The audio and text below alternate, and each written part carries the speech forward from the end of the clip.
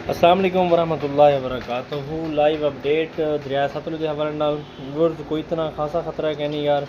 उधारा आवाम को न रवई में, क्योंकि आवाम को जो सोशल मीडिया वर्कर हैं प्लीज़ झूठी वीडियो यार प्लीज़ ना शेयर किया करो।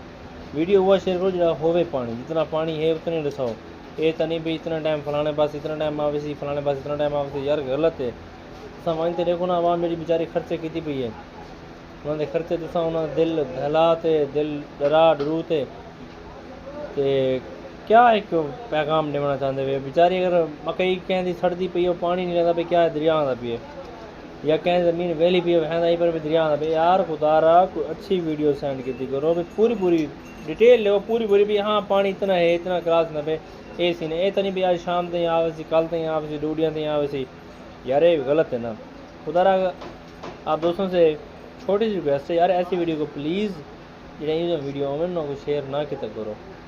हाँ शेयर वो वीडियो करो या ओरिजिनल प्योर वीडियो बनाओ, वो वीडियो शेयर भी करो, लाइक भी करो, कमेंट भी करो। अगर वीडियो अच्छी लगी तो लाइक कमेंट शेयर लाजमी करना, नहीं तो वाली में वीडियो देखते गैप थी। फिर अल्लाह हाफिज़।